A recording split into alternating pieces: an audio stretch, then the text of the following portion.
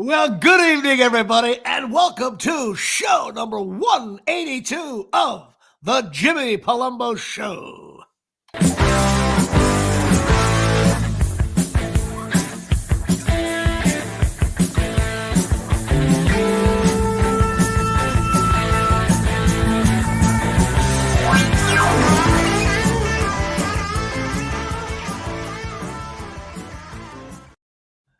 Well, it is a perfect day from the Omni here in downtown Atlanta. But of course, this is the Jimmy Palumbo Show coming to you from downtown Mawa, also from downtown Dunellen on a very special Jimmy Palumbo Show. You know why? Because everybody has a birthday. And sometimes your co-host, Dave Sturcho, is born on this fine day 39 years ago or so. Dave Sturcho, welcome to the Jimmy Palumbo Show once again, and happy birthday to you, my friend. 39 years ago today, Joe Theismann threw a bunch of interceptions. My mom's water broke during Monday Night Football. My dad said, wait till halftime. That is the best. That is the best. So here we are. September 10th. All right, well, Dave Sturcho's birthday. We'll have some more on that later. And, of course, this is show number 182, which means one veto cab. Now, my goal in the beginning of this show is to make Steve Hindity drive off the road. He actually lives off the road right now, especially because he works for the Giants. But you got to remember some of the great Giants that wore number 82, like Danny Pittman, Ray Rhodes, Vicente Shanko. You remember him? Oh, my God. Holy shit. And, of course, your friend and mine, number 82 on the Dallas Cowboys, Mr. Shitten/Witten, who I still believe was open on every play, along with his twin brother or his dad. His dad's name was Novacek. Very cool. I prefer the little Tonka truck in the corner that Miles had.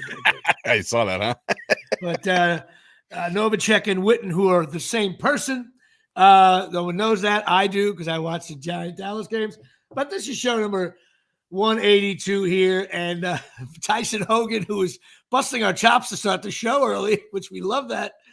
This is show 182, Jimmy Palumbo Show. Now, as you know, we do at the top of the show a little baseball card thing, and I am in the midst of shitty baseball card players. Dave, I know you didn't do it. It's your birthday. Don't worry about it. Running out of baseball card. I got to get a whole new stack.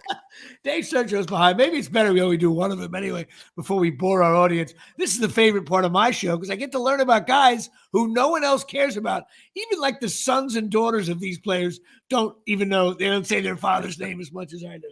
This might be the absolute worst. Well, I'll leave it up. You know what? Since you don't have a card, I'll let you be the judge if you think this is the worst guy we've ever had on. His name is, it's a 1991 card, everybody's fan favorite, Mr. Tim Sherrill. All right, now Tim Sherrill is a lefty pitcher. He's my age. As a matter of fact, his birthday is coming up a little bit. He played 2 years with the St. Louis Cardinals. His record was 0-0 with a 7.71 ERA, 18 games, 18.2 innings pitched. He made $100,000 a year for 2 years. In 1991, he had his best year. 14 innings pitched, 20 hits, 3 walks, 13 earned runs. So he gave up a run almost every inning he pitched. And then he got cut. And then he just went into, I looked up, I don't think the name Tim Sherrill's that popular. I Googled him. I can't find him anywhere other than Mr. Tim Sherrill. He's a fine young fella. He played in some minor leagues in Savannah, St. Petersburg, Louisville. Oh, my God. He's from Arkansas. And I guess if you watch that show, what's that show that took place down there? You can go to Arkansas and you disappear forever. That is it. Tim Sherrill. I don't know if he's alive or dead, but if any relative of Tim Sherrill, contact the show, contact Dave Sturcho. Would you agree, Dave, that this guy's up there for 2 years in the league? That's it. Yeah. It's pretty close, and 2 years in the league, and not one decision. Is that? Did I hear that right? 0-0. I assume he was a relief pitcher, and his that's last fine. year, but usually you get like you win one or lose one by accident at that point. True. And listen, that night, his last year in the league, 14 innings, 20 hits, 3 walks. That's like, actually, What am I saying? He'd be making around $8 million a year. He'd be a closer for the Yanks with those stats right there. So that's it. Dave doesn't have a guy because his birthday. I gave him the day off for not having a card. I got a card. I actually, you know what? I do have a card here. By the way, you could just fake it, say I have a guy. No. It's a card of a Nick Diaz for the Staten Island Ferry Hawks, which you could buy tickets right now for our next show on September 21st. There you go. Fight Factory Wrestling. That is the sound guy that gave me his card in case I needed anything leading up to the show. And that sound guy for your show had similar stats to Tim Sherrill. I wouldn't doubt it. So it's your birthday here at Shea. That's good. That's fun. I will be doing a show tonight at Resorts International, which that hotel needs to talk it over. They always renovate. I love when AC admits they renovate a hotel, and then you're like, what they do? Like put a coat of paint in one of the bathrooms on floor 13. That hotel definitely looks like an aging LeBron. But I'll be there at AC Jokes. They've been kind enough to put me and my friend Mark DiCarlo on stage tonight. So any of my Atlantic City brethren, bunch of Kappa Sigs from down that way, come on down, bust my balls. Probably going to go to the Irish bar afterwards, and that'll be fun. Which brings us to Patreon. Now, we are officially mired in a slump because everyone's on my Patreon list has no more kids. So, I wish we were in like, a Hasidic community or the Muslim community, so that way they have 11 kids. I would be huge. But here in the Italian-Irish communities, everybody has like 1.2 kids, and nobody's signing up their kids for my Patreon except for you-know-who. The Hogan and Donald Clark families. What was I going to say? So, yeah, I'll be down there tonight. I just lost my train of thought. Oh, Patreon. Jerk off I am. The long weekend. I'll leave it at that. But I got to give a shout out to, we need a Cecil Fielder, 45. Let's get him 45. I want to give a shout out to your friend of mine, Steve Venditti, for being the butt of the joke by naming shitty Giants. He actually loves it. He contacts me. Sometimes I text him who I'm going to say, and he laughs his ass off. Also a shout out to Janine Michaud, who we saw is always commenting about how shitty the Yankees are and the Giants, and a big supporter of all things Chop, Jimmy, Dave, whatever the hell. And also Shecky. Shecky checked in with me. I don't even think he's paying on his credit card anymore, my thing. I'm not sure. I stopped checking. But he's a big Dolphin fan, and he got a kick out of the Giants getting their ass kicked. And that's it. So go to patreon.com, patreon.com. And if you want to sign up to support the show, please go ahead and do so. Also, top of the show, October 11th, down in Atlantic Highlands. Tickets are selling briskly here from the Omni.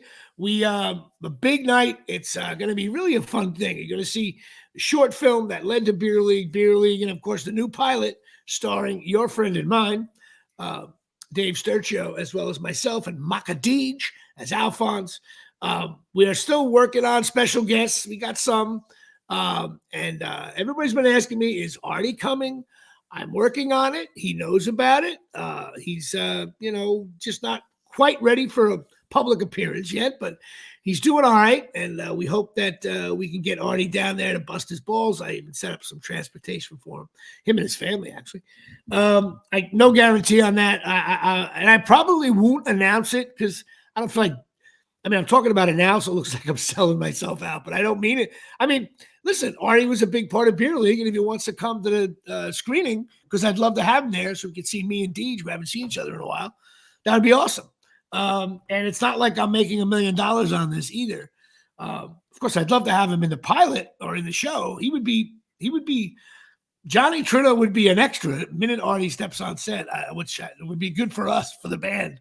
We need, let's face it, we need David Lee Roth back in the band. I'll leave it at that. And who knows, maybe Ralph Macchio will stop. No, I don't think Ralph's going to be there, and he knows about it. But we got some other people coming down, including, I don't want to say it till we know for sure. But it's going to be awesome. People were asking if we can stream it. I don't know how that's done. I think we might.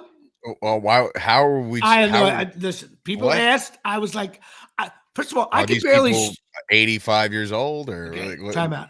I can barely stream this podcast. Now you're asking me to stream things. So it's like, but it should be fun. I did contact the owner, Ernie, and of course Kevin Smith owns it as well, and the clerks guy, as I call him. And we're going to be able to. I'm going to be sending him the game day DVD. I don't know. I even told you this, Dave. I'm sending him the Blu-ray and the game day thing, so he has that. He can jerk around with it. And I'm going to take a ride down there. Maybe one day. I'd love to do it if you're available. One day we'll go down there just to see what we're doing. But I know your schedule's busy, so is mine. But we should get down there and make sure shit's working right. But I'm going to send it to him first so he has it. All right. So that is that. Now, okay. Another smooth start for the Jimmy Palumbo show here. But I like it this way because, first of all, you know what? Fuck this. I'm gonna talk some trash right now, okay? I've been listening to other people's podcasts lately, okay? Yeah. All right. What I'm about to say is so wrong. I don't care anyway. Hey, but you're going to respect this. I know you are. I want everybody to know I do prep for the show. So does Dave a little bit. Sometimes we'll chat about things we want to talk about. But Dave and I are, we can handle being with the mic and you go. I've been listening to podcasts and they are so fucking pre-produced. It's like they spend maybe, and I know income on podcasts is not crazy. There's music drop-ins, ads that they've done in their voice. It would be me like going, tomorrow at Absolute Eyewear, the place where your guys. No, I go on good. You know, myself and Gooch are both getting a little older. One of the first things. Exactly, right? That takes hours and hours in editing. And you can even tell during interviews, you hear like, that means like they chopped it on a shitty thing, right? You know what me and Dave do on the show? Good evening, everybody. Welcome to, it's a live broadcast. And that means I fuck up. I forget that guys like, Vito Cab played for the Giants. I mix up 1986 with 1991. I think Novacek and Witten are the same player, even though they're wide open. And you forget what year. Oh, what year was that? Hogaboom, White, all that stuff. I'm the guy on the couch, but I'm doing this live. Dave edits. Every now and then I'll say something inappropriate, but I don't mean to. And you're like, ooh, and Dave will go, we'll get rid of that. But Dave, how often does that happen? Once, been a while. It hasn't happened in a very, very long time. If I ever, I don't remember ever going into. Every once in a we were while. talking about chubby tennis players last week. Right, I think we're gonna be okay. So that means when you listen to this show, sometimes, sometimes, you know what? Sometimes the Knicks want to talk it over. We're like the old UNLV team. Sometimes the game gets away from you a little bit. You got to call a timeout. Hit a quick three off the timeout, cut it to 7.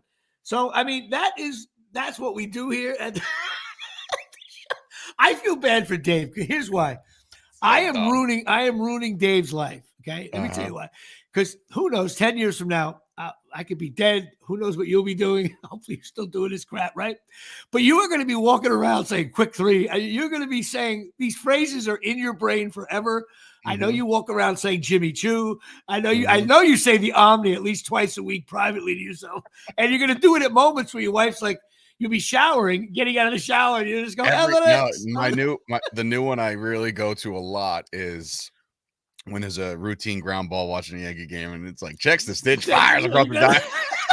Like, so checks the stitch. We're checking the fucking stitch on the baseball. Like, what the fuck am I doing? I know. So I'm aware of I'm changing your life forever. But but the beauty would be if I live long enough, if I hear Miles say checks the stitch, that would be great. So if Miles is wearing a Jet jersey saying checks the stitch, this show is better than Joe Rogan's, in my opinion, if that happens. Which brings us to chasingmiracles.com. That's right. My daughter is wearing these patches. More on that later, literally this week. My mother still wears them. I got them on. Go to chasingmiracles.com. Talk to Donna and Tommy. There's no phone number. You got to go to the website, blah, blah, blah. Lose the popcorn. That's still funny. And go check it out. This stuff is non-invasive. It gives you energy, sleep. It's all this stem cell stuff through the patches. You wear them for 12 hours. You take them off. They look like those little round Band-Aids you had when you got something like on your finger. They're easy. And what can you do, Dave, if you're wearing these? Well, I mean, the best part about wearing these patches is that you can actually pee in a cup and pass There you go. all the tests. That's right. You're not going to be like Sinner at the U.S. Open. And also, Tyson Hogan checks in here on the comment board. It gives you what, Dave?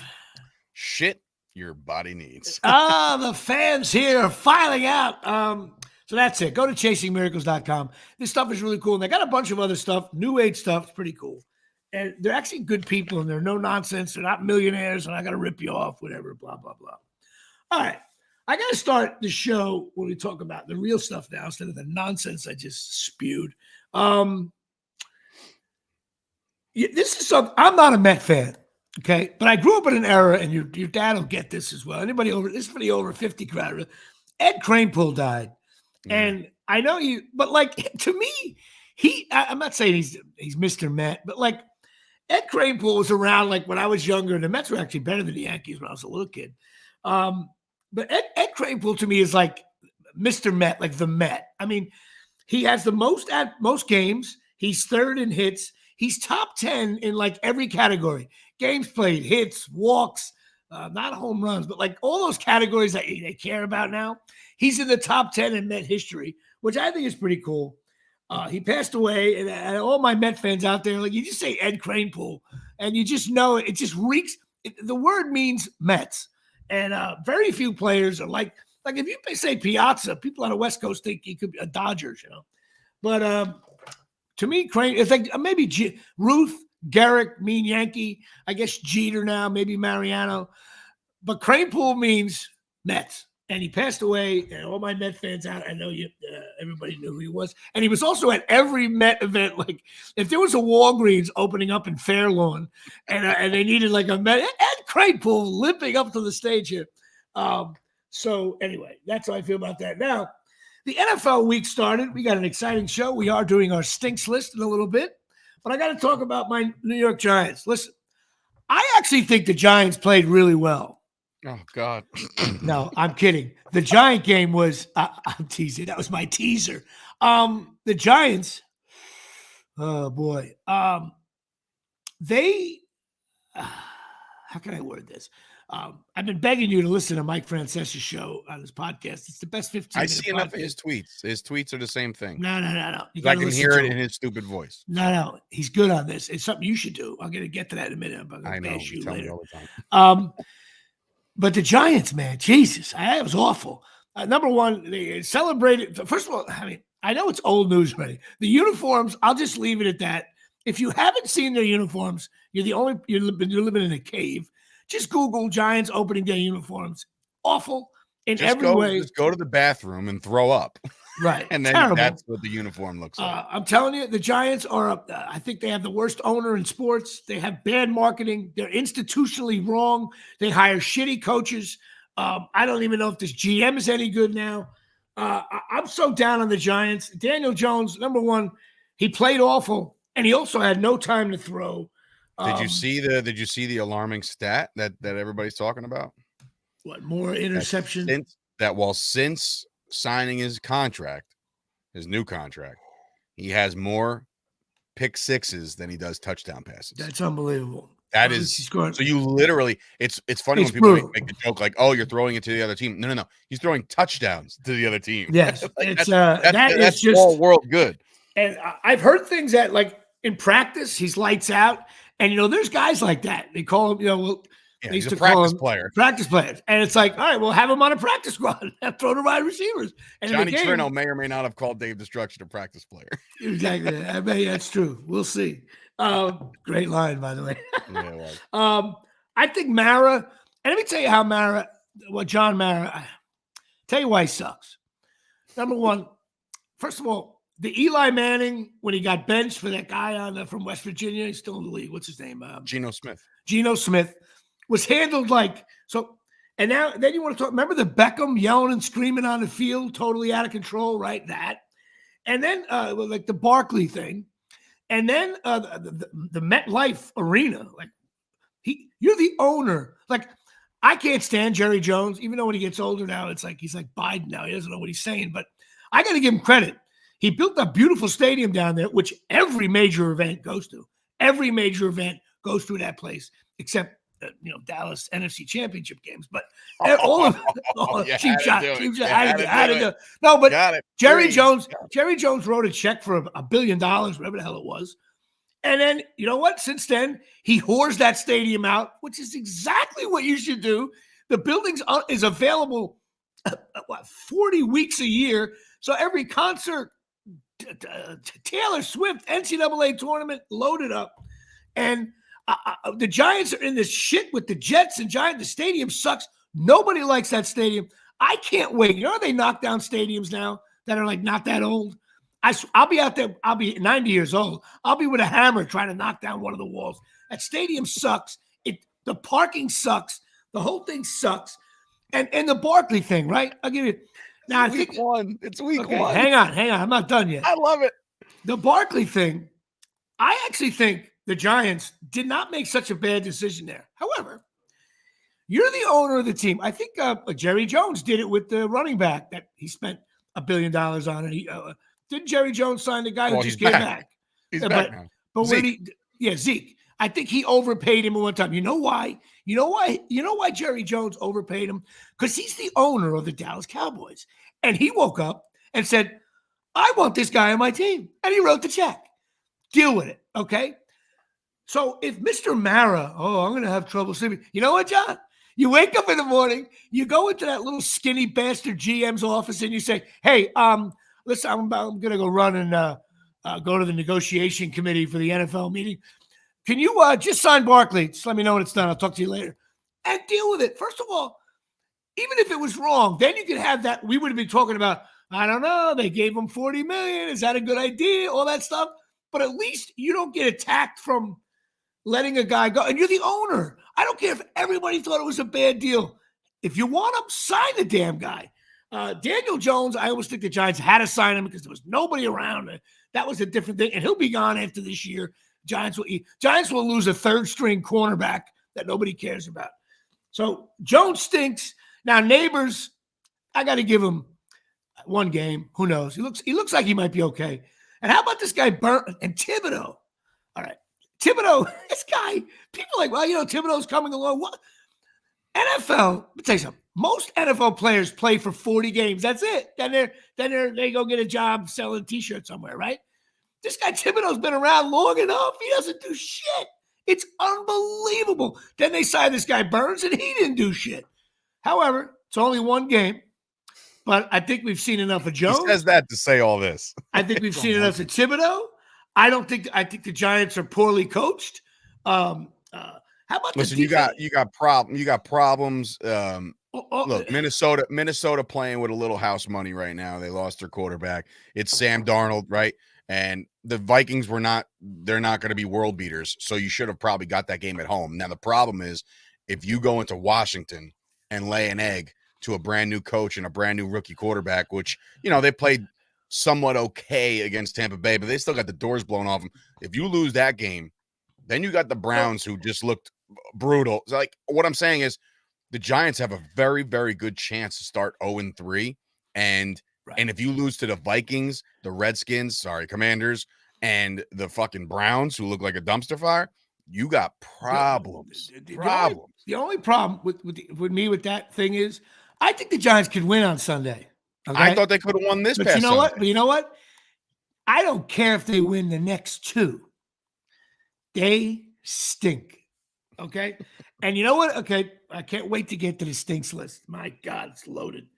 Anyway, the Eagle game on TV, was that Thursday night? For a Giant fan, that was brutal. Friday night, whatever the hell it was. That was brutal as a Giant fan. Barkley was running all over the place. However, he had a good game. I think the touchdown pass put him over the top. But no one mentioned this. Like, you spend all that money on a running back, okay? I want that guy playing every down except for a breather. I was watching the game, and all of a sudden, Barkley off to the sideline, and this other running back, who I think looked fine, and I'm thinking to myself, wow, this is so weird. He didn't play for 3 series.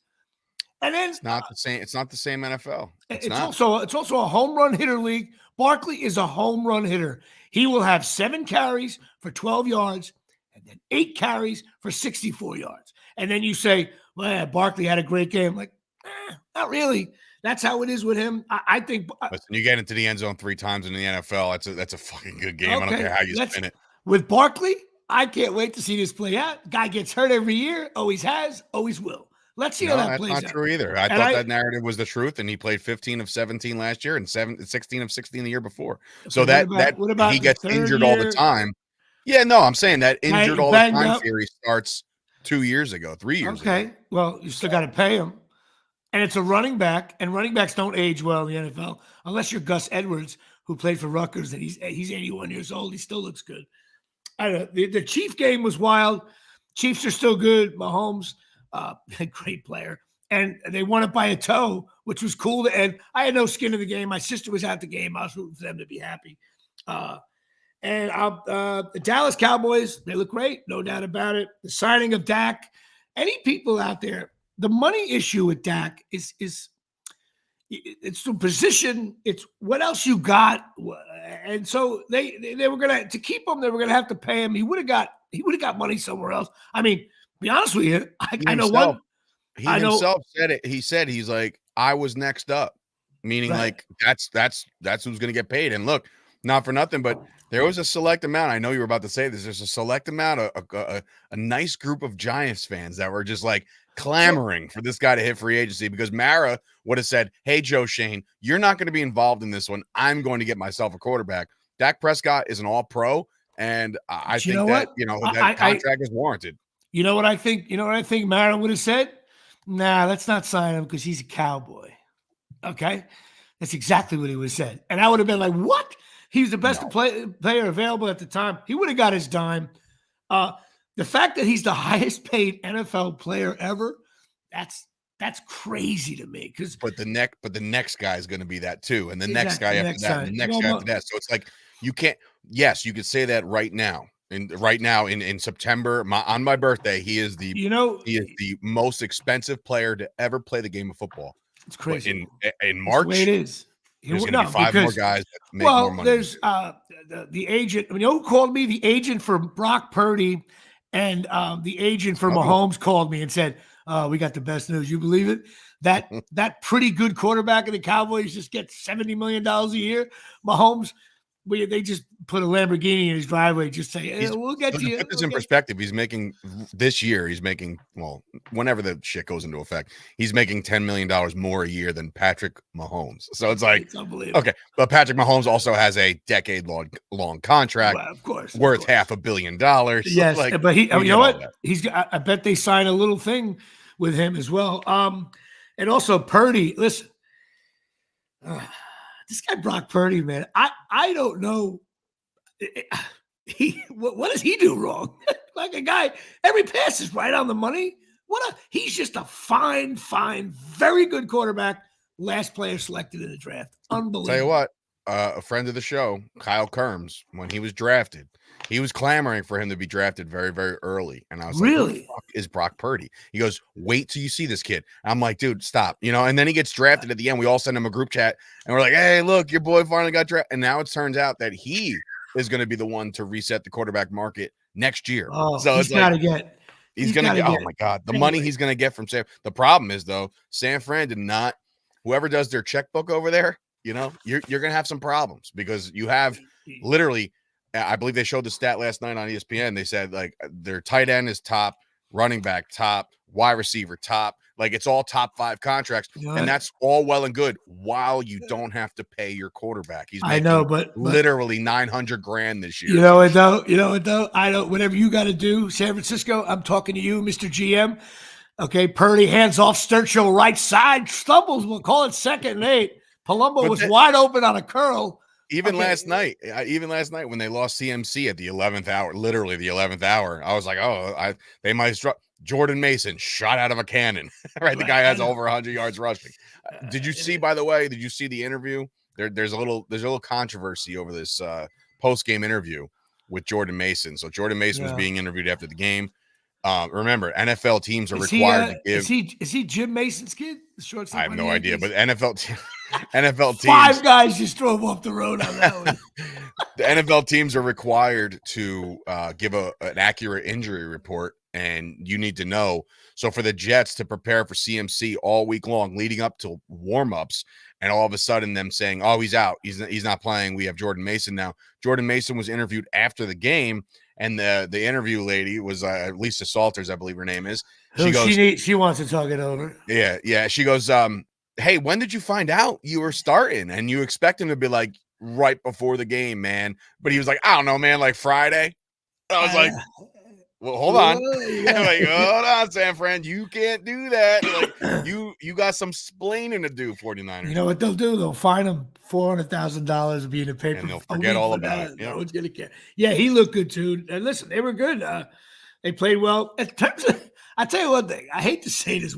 First of all this is week one. So, by the way, all you fantasy crybabies out there, which dominate the internet, oh my God, I did so. It's week one. Everybody calm down. Barkley is not all of a sudden did not become the greatest running back of all time. But I tell you what, the Jets, like Aaron Rodgers, like it's a shame we're bashing Jones, right? But let me tell you, I watched the Jet game last night. Aaron Rodgers, let me tell you what he did last night. Absolutely nothing. I thought he looked slow. He had no time to throw. He's slow. He's 40, Jimmy. Yeah, and so the whole thing, I was expecting to run down the field. Like, no, I tell you what, Jets are not making the playoffs. You heard it here first. What? Jets are not making the playoffs. Jimmy, first of all, and I said it last night on my Twitter, and the people who are watching on Twitter right now can claim this. Mm-hmm. When there was one ball he laced into Garrett Wilson where I said, I've never seen a prettier ball thrown in my lifetime with my eyes. I've never seen it. So for them to lose, let's keep in mind who they lost to.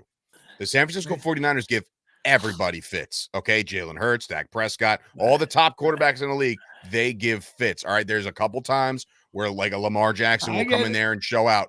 But dude, Aaron Rodgers' first game back off the Achilles and 40 years old, the way he was throwing that ball, the Jets are going to be just fine. For you to say they're going to miss the playoffs is insanity. Insanity. Okay. You know why? You're forgetting number one, they're the Jets. Okay. I get that. And there's been a drought for 11 years. I get it. Number two, their coach sucks. Okay. He's on the hot seat. He's on the hot seat. He's got to make something happen. Yeah. Well, he's got, matter of fact, his hot seat says Dable on it. And as soon as that's done, I saw nothing out of the Jets last night, even though I know the Niners are good, but I saw nothing. Let's talk about our 83-win New York Yankees. They finally signed Dominguez, DJ LeMahieu, who he's got some kind of hip flexor maladjustment. DJ, whatever. Yankees, just write him the final check. It's over. He was a really good hitter. You signed him to a nice deal. He's making a lot of money, but he hurt his toe, his hip. He looks like a senior citizen's line dance injury. He's got to go. It's over. Enough with him. Let Dominguez, but Dominguez is only batting 125, so he might stink too. The biggest story with the Yankees to me, though, the biggest news story, is that Stanton has to hit 2 more fucking home runs to win my bet. We are stuck at 25 right now. He better. I started thinking about it. There's 18 games left. You know what? Stanton goes on those long, 10 games out of home run. We'll see. Question from the masses here. Dying Breed Garage coming in. Did you guys hear Flaherty and Kay arguing during the baseball broadcast about working together, and Kay lying, saying he doesn't pick a schedule? Did you hear that, Jimmy? Because I heard it live. No. So it was actually pretty funny because, like, he says he doesn't choose what games he does, right? Which is complete horseshit. If listen, I don't work for Yes. I can't tell you who's who, but what I will tell you is he absolutely picks his own schedule. There's no way. And I like Kay. I'm a big Michael Kay show fan. But I will say the conversation got very awkward very quickly when Flaherty was talking to him about, he was telling him, that bus ride in was real quiet. Right. And Michael Kay was like, oh, are you alluding to the fact that like, I wasn't feeling well. I didn't really want to talk. He goes, well, we don't really work together because on the road, you pick and choose which ones you want to go on. And some would say there's a rumor that you like working with, what's this guy? The other one, the fucking kid, but whatever. Ryan Rucco. Ryan Rucco. Yeah. So, and I'm like, it got pitch silent. Nobody talked for like 30 seconds. And I think it was even Giancarlo coming up to bat. Nobody was saying a goddamn word. It was almost as if they both hit their mute buttons And Michael K was like, "Are you out of your fucking mind right now? Like, you better shut the fuck up, or this is gonna get very bad for you." And then they're like back. They're like, "And the pitch," right? They just got right back to it. Well, but yeah, dude, that's an awkward conversation, bro. You can't bring that up. I wish I would have seen. I'm sure that's on YouTube. I will go check that out. I will tell you this: does Michael K pick his own schedule? Maybe, but let me tell you something. Again, the guy who writes the check. They look at ratings, man, like they have power. First of all, he's not John Sterling. So let's put that up. And it's who's, by the way, coming back for the last week of the season and in the playoffs. I don't know if anybody heard that. Yes, which is awesome. And Michael K, they might give him, hey, switch me on Monday to Wednesday. But like the Yes Network, and I guess Fox, whoever owns that fucking thing, they kind of say, no, you got to go to that one. We got ads. I'm telling you, ad-driven television. Someone put this way: Michael K has a boss, and that boss, I think, lays out the schedule, and it's in stone. But Michael K, because he's a veteran, gets to move it around a little bit where he sees fit. But I don't think he can pick and choose. But think about it like this: when the schedule comes out, right, and just like when the calendar year turns to 2025, and you're employed at, I don't know, CBS. Right. Don't you think that like once the new year rolls around, you're like, oh, I got that weekend vacation I always take in August. I should probably tell him about it. Correct. That Michael K gets the Yankee schedule. And he's probably like, okay, I'm taking my kids on this weekend to Hershey Park or some shit. So I'm not able to work. So I'm sure he gives it just like the enough notice. He's not sitting there like, oh, the White Sox are garbage. But he doesn't make that decision a week before, though. Maybe that's what he was trying to say. So the picking and the choosing of the games you might be able to do, but to the extent of him saying like, hey, I don't want to do this game because they're playing the White Sox or some shit, right? You don't do that. Can't. In other news, everybody hates my predictions, and they're shitty, but they're great because they come from the couch. I don't Google. I just said the Jets aren't going to make the playoffs. I said Daniel Jones will be better than Love. I didn't know Love would get an injury. And if they start him this week, they're stupid because he's got a bad Jordan Love can still put up a better stat line on the bench than Daniel Jones can no doubt about it. In the game. So that's a fact. And also, I said Soto would bat below 290. He's at 292. I don't know. But it looks like if he doesn't hit. I think Judge is the MVP. I don't know who this Mike Witt guy is, whatever his name is. I don't Bobby care. Witt, and he's having himself a hell of a year, but he's not on Judge's level at all. No. Judge is batting 322. There you go. I was wrong about Lindor, so I admit when I'm wrong, laughable. He's batting 269. I thought he was going to stay at the 230 he was at early in the season, and he didn't. He's been hitting ball very well. Mets are 9 out of 10 games. Mets are going to make the playoffs. Clearly. Well, they're tied for the last wild card. I was wrong about Lindor. My biggest thing is they gave him that was a big contract. And I just don't know if I feel like he didn't live up to the contract, but people say I'm wrong. Shortstops in the league, blah, blah, blah. But I don't know. He got such big money, and I don't think he delivered. But I could be wrong about that because I don't really follow the Mets. And it's all about Ed Kranepool. In other news, my Scarlet McKnights 2-0. Now, last week's game was I'm in the fun. building. Let's call it how it is. A couple of things we got to discuss about the Rutgers game. Number one, my daughter danced at halftime, which was fun. But for that reason, I had to give my daughter the parking pass with her mom and other dance moms so they can get in early. So I had to drive to downtown Dunellen to pick up Dave Sturcio. And I saw the absolute saddest thing in the world. I felt I was going to call DYFUS. I was going to call the authorities because as I picked up Dave Sturcio, inside the door were two of the most beautiful children I've seen in a long time, besides my own daughter, little Stella and little Miles, as their daddy at 8:30 in the morning was making his way out of the door to go to a Rutgers game. The look of sadness and disgust. Now your wife didn't make an appearance because her disgust was even higher than yours. And I just prayed. I prayed to God. I said, God, please don't let Stella ask, but Daddy, why are you going to the Rutgers game? Because they got a juggernaut of an opponent named Howard. Okay. If your daughter asked, why are you going to that? You would have had no answer in human parenting. you would have been, Jimmy, I can't go. You would have shut the door on me. But we picked up Dave. His kids got over it. And we ended up going to the game crazy early, which I usually don't get there that early. Natalie was able to walk in with the team. Eric LeGrand. It was really cool. It was pretty. I mean, even for you, you're a new Rutgers fan, but they did a nice job of. They had all the mascots. It was the Temple Owls, NJIT, the Mr. Met, the Met guy, whatever they call him. Who else was there? The Seton Hall was somebody. Pirate, maybe, I don't know. Oh, Sparky from the Somerset Patriots. Right, Somerset Patriots was there. All the mascots. It was cool to celebrate Eric LeGrand trying to raise money. Tell you what, I was pretty jazzed up about the fact that how close. I mean, look, he's not. Do I consider him a celebrity? Probably not. But like being that close to like Greg Schiano when he walked right by us. Yeah, that was cool. I you know what? It was awesome. I took some video. Then the team came in, and the funny thing is, me and Dave talked about this.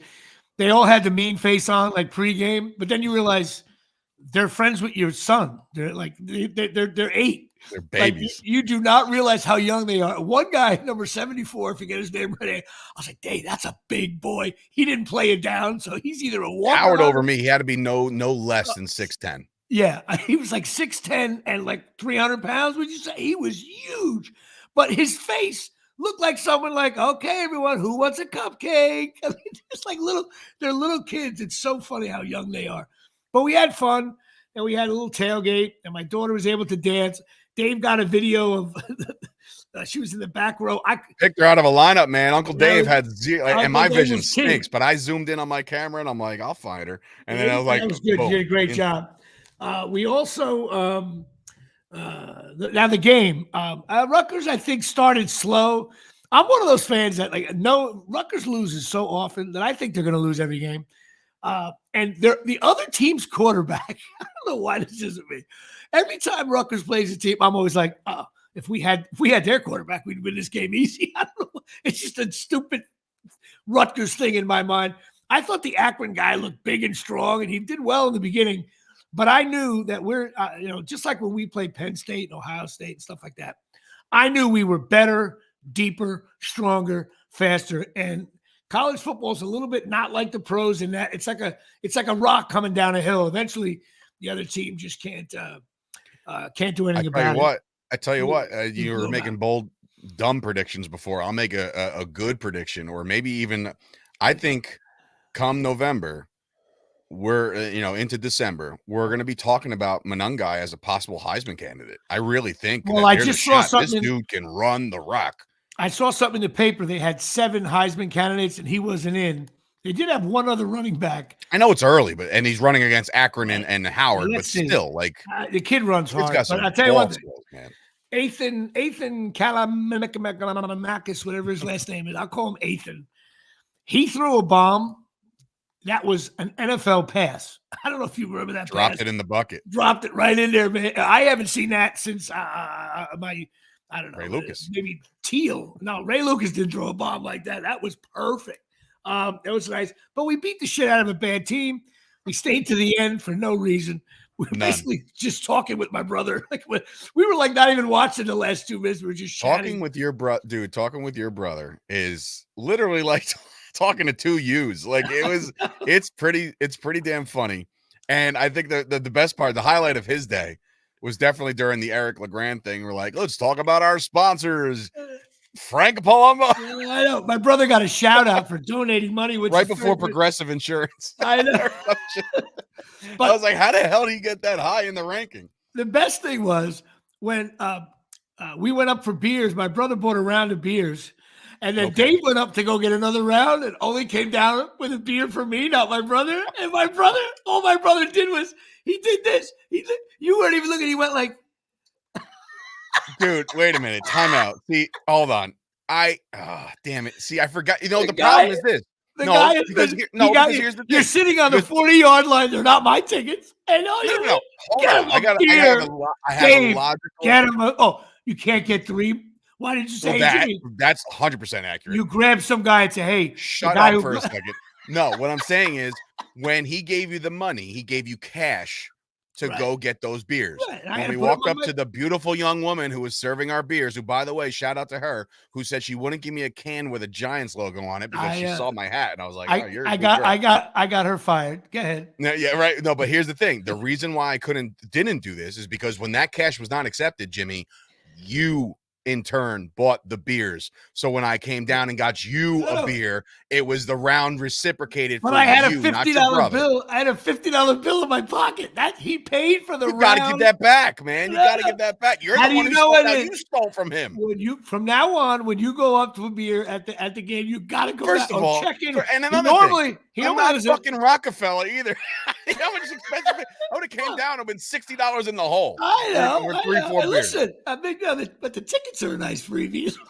By the way, the tickets were given away. It was I haven't paid for a Rucker. That's my. By the way, so everybody knows I was the original season ticket holder, and I did that for a while. But my brother got involved. He goes, Jimmy, you got to transfer your name so we keep your points, because I was season ticket holder since 83 83. So we did that, and then my brother, for Christmas gift, is the Rutgers tickets and the Giant tickets, which we don't use that much anymore. And then when I got married, he gave me 3 and a parking pass. Now it's 2 and a parking pass. And so that way I always got to make sure Frank, you need anything. And normally he doesn't really have a beer at the game, but I don't know. He was feeling his oats. Rutgers was winning. So anyway, that was just a funny moment. He just went like this. But my brother will turn. I know we seem alike, but my brother will turn on you in a very funny way. And because he's older, he's got that corporate way. I'll tell you what, next tailgate I'm at, which will probably be the Washington game, whether you give me a ticket or not, I'll make sure I bring a case of beer for you to have in the parking lot. You can't, because then he likes like honey brown nut ale and no consideration whatsoever, by the way, out of your brother, who made tail or egg, ham and cheese, whatever the fuck, and then have not one sandwich was just egg and cheese for somebody who doesn't eat meat. Not one. So I had to sit there. You don't eat meat? Oh, jeez, I'm not going to have this conversation with you again. This is why when you play Jimmy Palumbo in the first round of the tournament, you're favored by 29 and a half, and all of a sudden, like, he doesn't eat meat. And Palumbo with an 8-0 Bones here to start this one. And you don't eat bacon, Taylor a hamburger, a steak. You should be a twig. You should weigh 100 pounds. What are you eating, you fat bastard, if you don't eat meat? What are you eating? Beans? Carbs. So all you eat is carbs. Basically, yeah. I can't take this. Listen. First of all, we've had you're 182 episodes deep. We've had this conversation on 3 different shows. Never had this conversation. Oh, dude. No way. We have not. You don't eat meat. So take it off the freaking Dying Breed's Garage. Let's talk it over. Hilarious.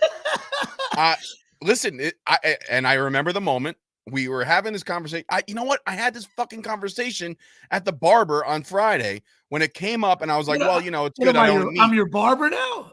No, I'm saying, like, I had this conversation with my barber or my backup. I don't call her backup barber. She's great. But like, I said it, and the guy who's sitting next to me goes, dude, you look like you should be flipping cars for a living and you don't eat meat. And I'm like, no, I don't eat meat. So like this conversation is dead here. Okay.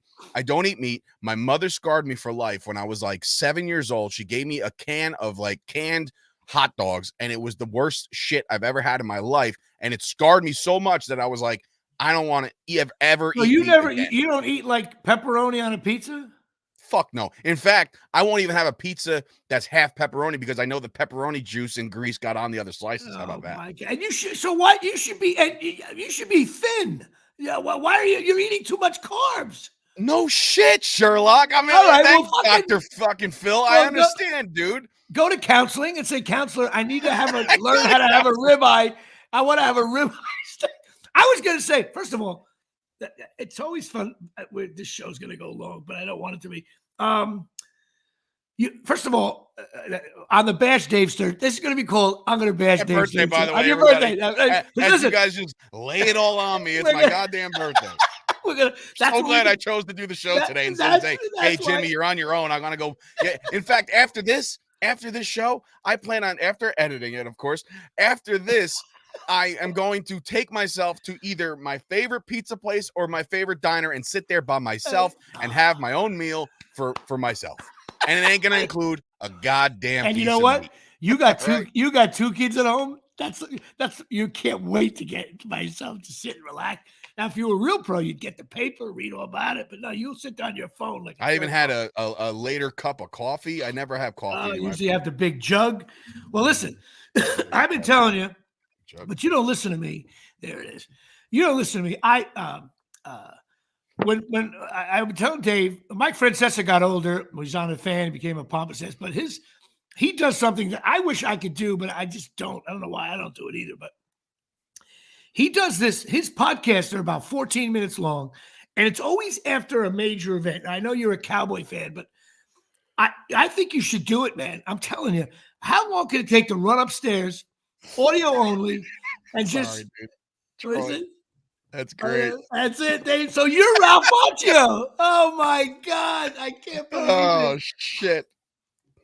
Oh my God. It's so funny. Good job, Troy. But I think you should do, especially, I know you do a Cowboy show, but that's for a specific like audience. I think you should do it like on Sunday, either an NFL show. You could touch on the Cowboys, but save all your. I do it on listen, I have my own show on Monday mornings. I do it and I release it. But I understand that today's day and age, the biggest, of course, there's a massive car going by. The biggest videos of all time are reaction videos. Like as soon as it happens, I'm telling you, I don't think you have to do any prep work other than Yankees lose a game or a playoff game, or the Knicks lose game 3, something like that, and you go on the air and you talk about that. And that's it. And you get off. I love that format. I wish I could do it. I should probably do that for Rutgers, really, right after the game, like in the car. Jimmy, you have the ability to, like there's like your cell phone's actually a very good microphone too. Yeah, I know. So like, there's a voice note thing on there. Right, do a 5-minute voice note, send it to me. We'll get it up and we'll call it an emergency. You know what? I think we're gonna do that. But I think you should do it because I don't know shit. Nobody gets this money this time. I'm not talking money here. Because I think you know enough about the NFL that more, like again, I'm the guy on the couch. I all I see is everybody stinks, which we're gonna get to right now. I think you'd be big on it. Now I know you do Cowboy shit, so you'd have to. If I were you, I would not even let someone. They shouldn't even know you're a Cowboy fan when you do this show because it'll be like your quick opinion on something that just happened. Like a game 3 Knicks, or even to say, let's say the Giants beat, say the Giants now next week beat like the 49ers or something like that. If they were playing them, you could go on the air and be like, "Hey, that's a huge whatever the story is." The Eagle, like after the Eagle game, the Barkley thing. You hate the Eagles, but you could have a video from the. But my reaction about Daniel Jones, and I got assaulted because I had a Cowboy star on, and I shouldn't be talking about that. I would be neutral with that. Because I'm not trying to get top sports fans for you to they hear you enough. I'm talking about other people, your take on stuff. I think you should do that. You'd be good, and just do it just like you're doing now. Go up there and talk shit. Anyway, I think you should do that. That's it. We got a bye week for Rutgers. Then we play Virginia Tech. I'm driving down to Blacksburg on next Friday, and I'll be back on Sunday. So I'll be 16 hours of driving. And we're going to see Virginia Tech 3:30 game. That's on Fox, I think. That's a national game, 3:30. Perfect. Little time to tailgate. Little time to drink afterwards. That's true. That is true. He's not terribly. No, he's dead. Listen, I always say Rutgers has a 10-game season. 2 preseason games and now 10. I don't know how good Rutgers is going to be. I don't. I predicted 8-4, but hard to tell. Virginia Tech will show in the next 2. We'll know in 2 weeks if we are awful or not. But that brings us to a very exciting moment here at Shea because the NFL season started, and I do something that is just, matter of fact, the Joe Rogan people contacted me. They hate this because they know Palumbo is on the move now. You know what I mean? It's a high spiraling kick taken by Palumbo on his own 8. He's got room, and he rambles inside the Miami 5. So this segment, of course, is sponsored by CornholeLevel.com. Go to Cornhole Level. Why, Dave? Because you're actually, I got a call from your wife. Your cornhole was nice this weekend. She says, no, he's doing well. His cornhole. Dallas won, so his cornhole's nice. But go check these things out. If you're a big cornhole guy, click that on, and you level it in, and you know what the hell's going on with your cornhole. Go to cornhole level. Mention JP Sports. You will get a discount, 20% off, and tell them that we sent you. It's really cool. It's a perfect gift. Darryl Clark. Coming for that ass, boy. That's right. Yep. Saints. Saints this week. Let's go. Cowboys Saints. I think. We're gonna get to the stinks list right now. So let's see. All right, here we go. Thanks, Ken. Stop talking about Dave's cornhole. Well, if you listen to the show every week, I think you do. Okay. Ken, I haven't seen Ken since the Chop Sports Daily days, so it's been a while. His Steelers, squeaking one out. Yeah, please. What? Okay, here we three things are guaranteed in life: death, taxes, and the Steelers finishing over 500 because exactly Mike right. They never do. And Steelers fans, some are calling for his head because they're tired of that. I would take Tomlin now I would take Tomlin on the Giants as an assistant running back coach. That's how bad we are. I love Tomlin. So we'll start with the AFC East like we always do. I have the Miami Dolphins as average. I have the New England Patriots as average. I have the Buffalo Bills as average. Now, keep in mind, week 1, you're going to get a lot of stinks in average, so I figure it all out. And the New York Jets stink. No doubt about it. Stay in the AFC East for a second. Do you have a grade for the Miami-Dade County Police Department? Can you believe that? What is going on here?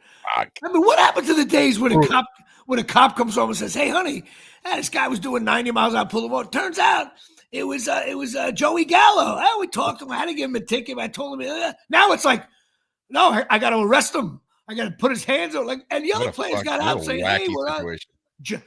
I really think the police were wrong on this one, but we don't know. You never know what they were saying. Well, listen, the body cam footage has been released. We all watched it. Everybody's seen it. And it looks shitty. Police.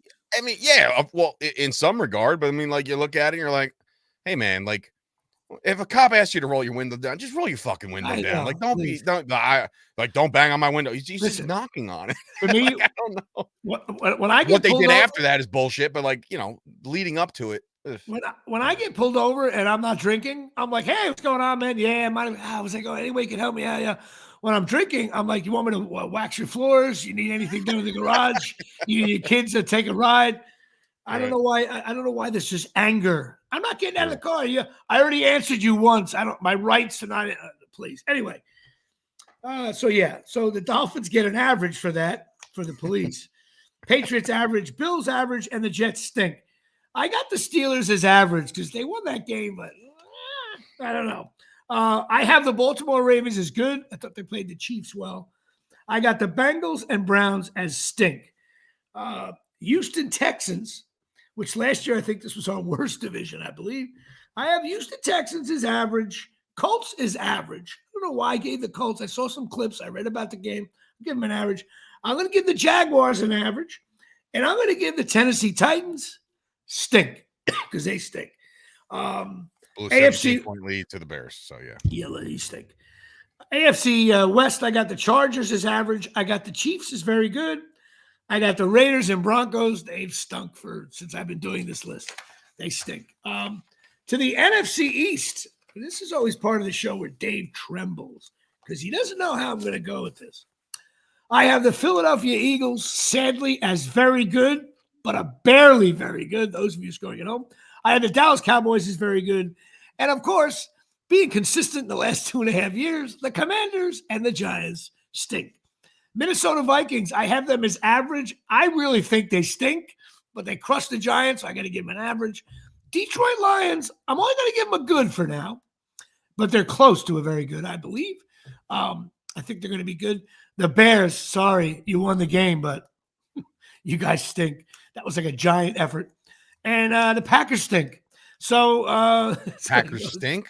Packers stink. Listen, this list moves. It's like I understand that, but to put them at stink is kind of well, you know what? You're 0-1 and your quarterback's hurt, you stink. Now for Darryl Clark, this is my biggest thing. Now to say that I can't be bought is not true. Darryl Clark and the Tyson Hogans and those people down there, the big New Orleans Saint fans. I have the New Orleans Saints as very good for this week because they're very good because they play the Cowboys. I'd rather have two very good teams playing each other. So for Darryl Clark, I gave him a VG. Tampa Bay Buccaneers average, Panthers and Falcons. God, the stinks list hasn't moved much. Just that, if you notice that, like most of the teams the last 3 years remain at stink. Seahawks average, 49ers as very good. I think they might be the best team in the league. Probably accurate. The Rams are average, and I got the Arizona Cardinals. I don't know why. Watch some clips. I have them as good. I think they lost, but I think they're going to rectify that. They gave a run. They gave Buffalo a run for their money in Buffalo week 1, So there you go. So I got, but it's not cold yet there. I have 12 stinks. I have 12 averages. I have 3 goods and a record, really 5 is the most very goods you're going to get. I think next week they'll all drop. So that's it. The Jimmy Palumbo stinks list. The Giants are mired in the stinks. But when's the last time? I think the Giants, I don't think they've been off the stinks list in 2 years since I've been doing this show. I mean, they stink. So that's where they belong. Which, of course, brings us to Absolute Eyewear, 482 Main Street for a quick 3 down in Woodbridge, New Jersey, 732-326-3937, 732-326-3937.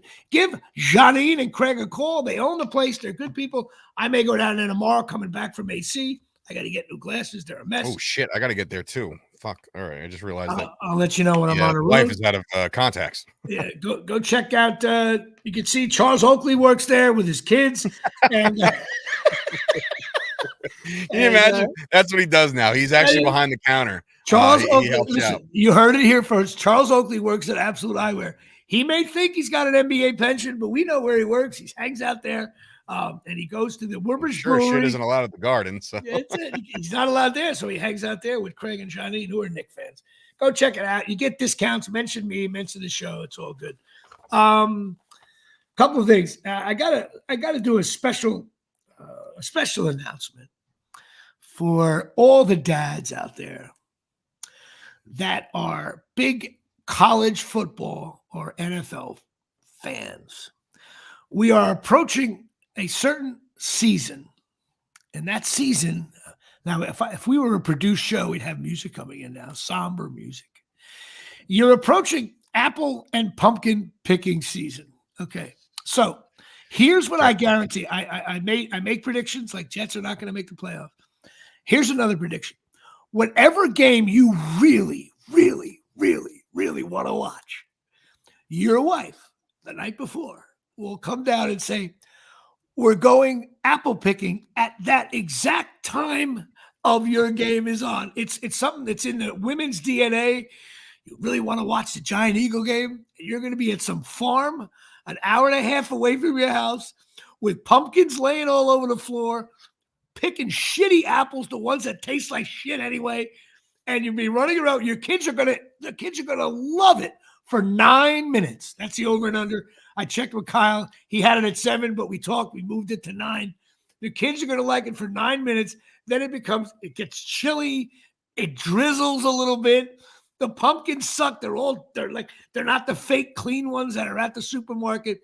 It's a fucking disaster to go do this. You're going to be on your phone. Daddy, hold me up to pick the apple. Your kid will pick 2, bored to tears. They're just shitty apples on the floor that the kids drop. You got to pay $30 to get in. Then there's a shitty hayride. You walk around. It's just a nightmare. But you know what? It's a rite of passion. It's like, but then I realized, wait a minute. I came to an epiphany. The Giant game this weekend, I'm totally going pumpkin picking because who the fuck wants to watch a Giant game? Or I'm going to bring like an apple tree to the bar wherever I watch a Giant game and pick apples while I watch the game because apple pumpkin picking is way more enjoyable than watching a Giant or Jet game. So yes, that's my little diatribe on pumpkin picking. You got to do it once. It depends on your age. And Dave is great at blowing off his family for sporting events now. But I predict predict because right now Dave's wife's like an assistant. No. This discussion's already. Listen, this discussion has been had for just this past weekend. There's a lot of people to coordinate with this. Like it's not just me and the kids. It's my brother, his kids. It's my stepsister, her kids, and it's my dad and my stepmom. So it's like we all try to go once a year. So we try to get a Saturday because they know, like, don't fuck with my Sundays. But now I'm looking at the Rutgers schedule and shit, and I'm like, hey, can we go on the Saturday that they either have off or maybe the following Saturday when the Rutgers Scarlet Knights play Friday night. You should go this or when Dallas plays on Monday. That's your only chance right there. But you don't like missing the NFL because you make a living with that shit. No, you're screwed. If you're talking about, first of all, pumpkin picking, that is like pumpkin picking with your kids. That's like Rutgers Howard. You're going to get into dance competitions and your son's games, and that's like playing Georgia on a Saturday at 8:00. That's like prime time. Dad, you're not going? No, Uncle Jimmy's taking me to the Rutgers, Wisconsin game. Or, but we always watch the Dallas games together. Yeah, I know, but he's got a triple header down in Fairlawn, up in Fairlawn. You're going to be there at 8 a.m. I'll be back by 4:00. Cut to you listening to AM radio, trying to get the Cowboy game in. I wish you the best of luck if you have a strong enough marriage where you can pull that off. But right now, your wife is like a little assistant coach way in the back. She's like a water boy right now. Every year she moves up the chain. By the time your kids are 10 and 8, she will be assistant. Oh, no, she'll be in charge of all personnel for the Dallas. She's got the playbook in front of her face, like, and that calendar. This is what it's going to be. Yeah, we're looking at a 3rd and long here now. Anybody, that calendar that sits on the counter, that is just, listen, you might as well, it's like 10 Commandments with Moses. There's nothing you can do there. And wait till you see the shit. Then there's the parent-teacher events. Oh, my God. That's coming. And you know what? And you're always going to be out of time. It's like a weeknight, so that don't matter. Okay. And Sturt Show is out of timeouts. Oh, wow. Anyway, the Jets called a timeout with like 10 minutes ago. It's so stupid. Anyway, that's our show. And here's Chris, by the way. What did you say? Jordan Love doesn't have to take another snap to have a better season than Daniel Jones. I said that before, Chris. I said that this week in particular, Jordan Love from the bench will have a better statistical day than Daniel Jones. Yes. If he doesn't play. Please make sure. Actually, I got to tell Dave Sturt Show we're going to do another big blast for the beer league thing. We got to do something. We got to do a video. I don't know what I got to do. Maybe, you know what? Maybe on the way home tomorrow from AC, I'll duck into Atlantic Heights and I'll record a little video there. Whatever. I mean, good use of my time here at Shea. Don't forget Pine Tar Bar and Grill, 121 South Main Street, Fork and River, 609-489-4286. There's 1,000 TVs, great food for watch games, the best sports bar in America. Also, give Lisa Rowan a call if you're feeling down and out, need some help. 201-725-1251. And that's it. I want to be clear. I'm not selling myself out. I'm trying to get Artie to come down to the screening. And I think that's a fair statement. If I can't do it, I can't do it. And that's it. All right. Show next week. We have a very special guest. Our special guest is, I think, can we do a thing? Maybe we'll have like Tyson and Daryl. I will have all the people on. And Pat Volkamer will be doing the show at 6 a.m. New York time. So it's 3 a.m. in L.A. I never, by the way, Pat Volkamer's predictions, were they good with the fantasy? Are they ever good? Sometimes they are. No, they're never I don't follow it, so I don't know who, anybody who follows fantasy football is a creep. You know what I want to find out? How many people that are really into fantasy football get divorced? There's got to be a stat on that, I think. I really don't believe that. You know what I mean? Hey, shout out to Daryl Clark. What's up, buddy? Again, he bought tickets for an event he's not even going to. You're badass. And Will Pena, you coming to this thing? Atlantic Highlands? Jerk off. I'm the only guy who yells at his patrons. That ought to sell it. No, you know what happens? I give them shit and then they give me more money. Everybody likes to hear, and listening to the show is like listening to your wife. All right. That's it. I got to go get ready to do fucking comedy at the Resorts International. Your friend and mine, Gene Woodling. All right, Thank kids. you to everybody tuning in. I had a massive. We actually eclipsed last week's number. A lot of people watching tonight, so very excited about that. So let's go. All right. God bless Good you. night, everybody. Good night, everybody.